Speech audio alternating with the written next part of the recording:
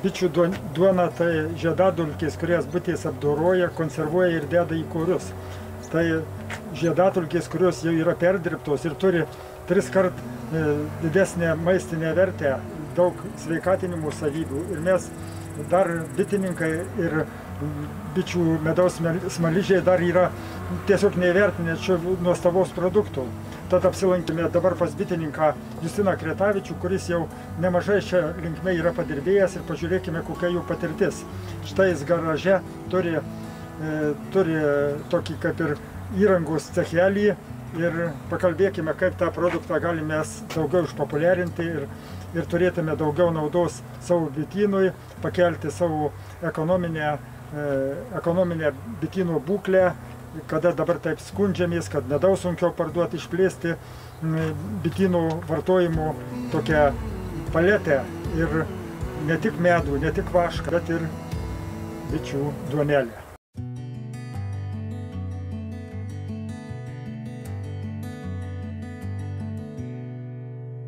Kalbėdami apie bitynų gerybės, mes dažniausiai nuo senų laikų prisimenam, kad tai yra medus ir vaškas. Papasakotų, nemažai dirbi šitoj srity iš savo bitynų, kuli duona ir taip sakant, iš to gal ir gauni naudą, gal galėtum pasidalinti savo patirtim. Tai sveiki, dabar aišku yra vasara. Norėčiau su bitininkais pasidalinti savo įžvalgom apie bičių duoną, kaip jį išgaunama yra, kaip kokybiška turi būti realizuojama, kokie kiekiai gaunami iš bičių šeimos, ką daryti su bičių duonos atliekom ir kas gaunama, kokia išeiga gaunama. Tai va, tokia būtų mano, reiškės, šio pokalbio tema, taip sakant. Bet kažkiek tokį įvadą apie bičių duoną, kas jinai tokia yra ir kur naudojama. Tai, sakykime, bičių duona yra labai paslaptingas toksai produktas. Kiek teko klausinėti, kur naudojama ir įvairiuose konferencijose skaityti, moksliniuose straipsniuose. Visi slepia, kur naudojama, atvirai nesako. Ir vieni sako, kad ten gal kažkokioj labai vertingų maisto produktų gamybai, kiti sako, kad netgi sportinių žirgų maitinimui, kad greičiau bėgtų. Treti sako, kad labai brangius pašarus daro. Na, iš tikrųjų, kaina bičių duonos yra įspūdinga. Šiai dienai 2025 metais jos kilogramas didmeninėje rinkoje kainuoja apie 35 eurus. Na, tai yra iš tikrųjų labai stebuklingai didelė kaina ir bitininkam, kai šiai dienai mokamas už medaus kilogramą €1,70, tai kilogramas bičių duonos atitinka 20 kg medaus. Bet bičių duonos žymiai mažiau gali surinkti. Tai čia, taip sakant, ekvivalentus sudėsčius, tai gal laimėtume. Bet man atrodo labai svarbu pažymėti, kad Lietuvoje mes vos ne pirmieji Baltijos šalyse ir pasaulyje atradom šitą puikų produktą, nes dar ir dabar vakarų pasaulyje nekalba daug apie bičių duoną. Medus, kiti produktai, žiedadulkės. Kaip tau atrodo šitie dalykai? Pirmąsyk rašytiniuose tokiuose šaltiniuose apie bičių duoną galim rasti bitininko žinyne 87 metų Lenčiko straipsnį.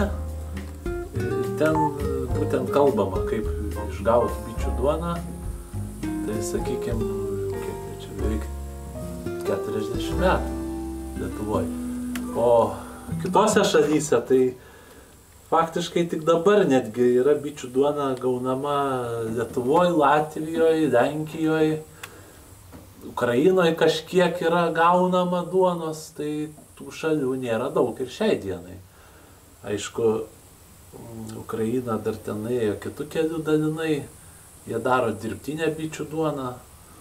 Jie presuoja žiedadulkes į plasmasinius korius, įdeda bitėms subrandinti. Tuos korius iš plasmasinių korių.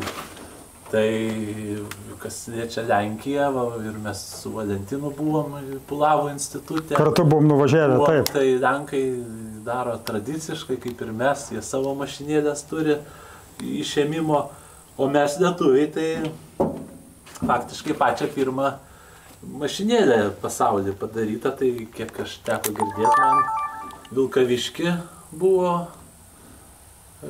pagaminta Vilkaviškio rajone. Liktais Kielus bitininkas, jei neklystų, pradėjo gaminti pardavimui, paskiau tas mašinėlės patobulino Vilarą. Ir va štai čia matom Vilaros bičių kūrimo mašinėlę. Tai čia yra stambioji. Vilara Gediminas Olsevičius yra ir mažajam kūrimo mašinėlę Spragilas sukūręs, o čia jau yra našesnė ir galingesnė.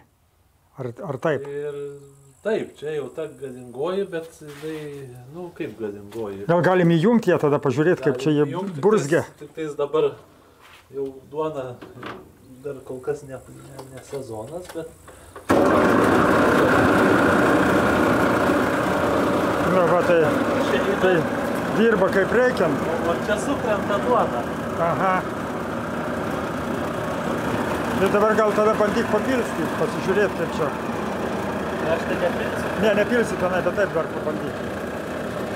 Aha.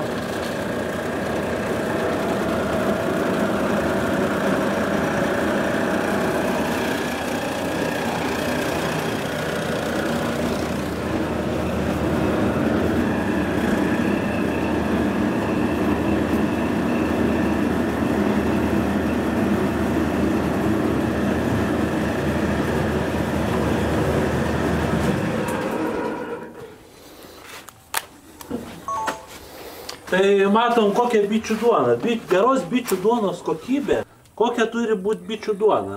Geros bičių duonos kokybė yra visiškai be jokių šalutinių priemaišų, be vaško priemaišų. Matom švari, yra išsijota. Aš paaiškinsiu, kaip tai padaryti tokią duoną. Yra keletos procedūrų, bet tokią duoną turint bitininkai tikrai gali tikėtis aukščiausios kainos rinkoje, tiek užsienį parduoti, tiek Lietuvos rinkoje. Ir aš jums parodysiu, kokia yra išbrokuojama. Tai čia vat yra geros kokybės.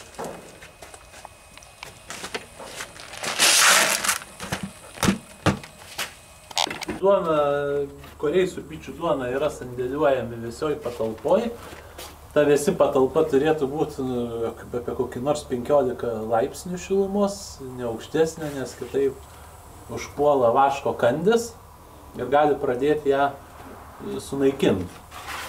Ir bent jau aš turiu konteineryje šaldomam, palaikau... Tai čia dabar mes ir matom tikriausiai tavo konteinerių, šitos didžiuliai yra.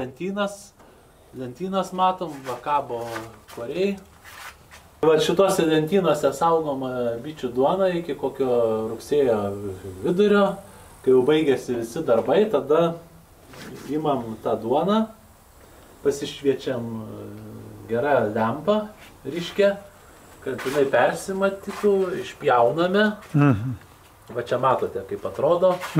Išpjauname ir dažnas bitininkas daro tokią klaidą, kad reiškia paleivėlas, speidį naudoja ir pjauna paleivėlas. Tai yra blogai, nes mes gadinam bičių duonos kokybę.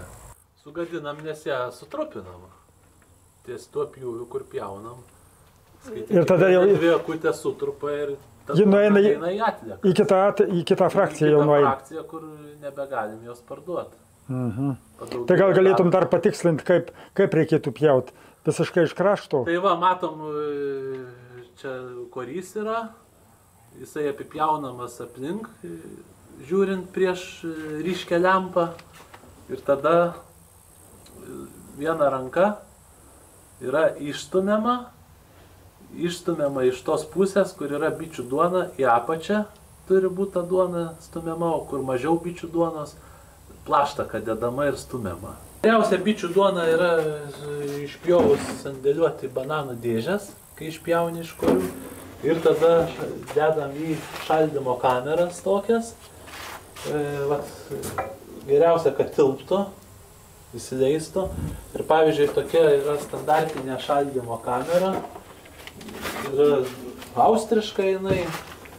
Telpa 10 kg, 10 bananų dėžių.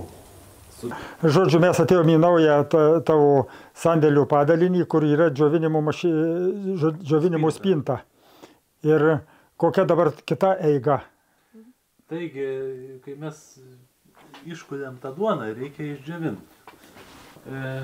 Dar ko nepaminėjau, kad iš 100 kg žaliavos, korių žaliavos, gauname nuostolį iki 15%.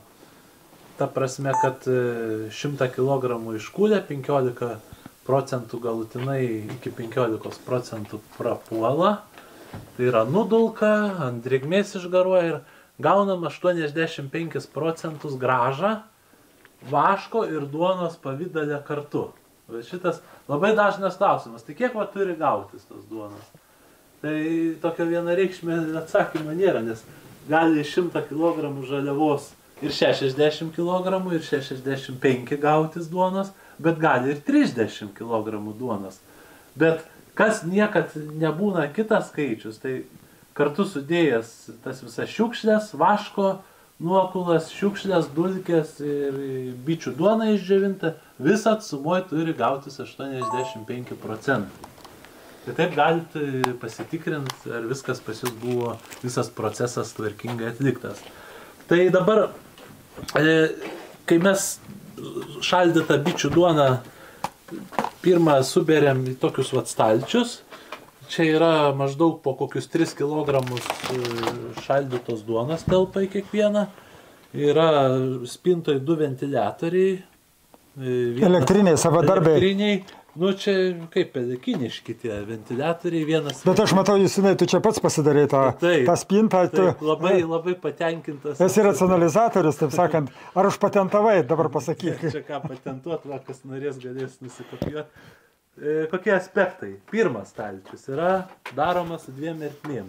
Viena ir kita ertmė. Ir tas pirmas stalčius dedamas į apačią. Štai čia į apačią. Ventiliatoriai abu šyla. Vienas tik šaltą orą pučia, be jokio šildymo, kitas šiltą orą pučia. Ir tada dedamas pirmas su duona va štai čia. Kodėl? Tada eina, pučia čia oras, praeina per šitą skydą, per tangą. Iš ano ventiliatorius per tangą. Vyksta konvekcija. Reiškia iš abiejų pusių. Dabar sekantis stalčius jau kitoks yra, va, jau su viena anga. Matot, jau ten nėra angos. Tai tada susimaišo tas oras ir tada patenka į vieną pusę. Į vieną pusę dedam šitaip. O kur išeina oras? Juk šiltas oras kyla į viršų, supranti? Kyla į viršų ir va čia yra tokie juška. Juška, va, ranka. Va. Matot, jinai reguliuojasi. Čia va reguliuojasi, va galim visai pridaryti. Žodžiu, pagal tą visą procesą, kiek nori. Ir kiek laiko vyksta džiovinimas? 2 paros džiovinimas. 2 paros. Ir kiek elektros energijos sunaudoja? Kaip čia yra? Atperka duonos kainą. Atperka duonos kainą, sąnaudos. Duonos kainą atperka, bet, vat, reiškia, vat čia kita anga yra kitoj pusėje. Vat tas oras taip eina, per čia paskiau kyla mainos. Ir čia vat susideda stalčių iš viso 11 pas mane, paskutinis va čia. Ir po paros reikia tos stalčius va aš sunumeravęs esu, tarkim čia 1, 2 iki 12. Tai tada po paros eina šitas stalčius į apačią, o tas apatinis į viršų. Tuos stalčius... Mama Gražina, jūs esate Justino kaimynė ir Justinas bitininkas jums atneša medaus, bet matau dabar jūs čia turit ir kažką kitą. Aš čia turiu duonelės. Ir duonelę jau naudoju kokį 3-4 metai, kaip susipažinom su Justinu. Nu ir atneša, nusiperku duonelės, nu ir jinai imunitetą stiprina, nu jau mūsų amžiui reikalinga. Daugiausiai žiemos sezonais valgom, nes daugiausiai žiemą reikia vitaminų, reikia į kraujų palaikyti, nu vienu žodžiu, mūsų amžiui duonelė reikalinga. Bet ir anūkai tikriausiai kuo ji naudinga ir kodėl dar mes jos tiek mažai vartojam? Nu, naudinga turi visokių, žodžiu, mineralų, ir geležies, ir ką dar ten. Baltymų ir naudingų medžiagų, viskas sunešta iš žiedadulkių, iš bičių, iš žiedų bičių sunešta. Tai jūs irgi savo bityne nemažai surenkat kažką? Taip, surenku apie 20 kg pernai, tai daugiau tikriausiai, šįmet mažiau biskį yra. Ir kokie kaip bitininkui pavojai, man atrodo, daug kas bitininkų skundžiasi dėl supelyjimų ir išgauti gerą kokybę. Mes kaip tik su Justinu dabar kalbėjom, kaip tą geriau padaryti. Nu, aš tai išpjaustau šaldiklį, turiu namuose, laikau šaldiklį ir to vežu iš kultį.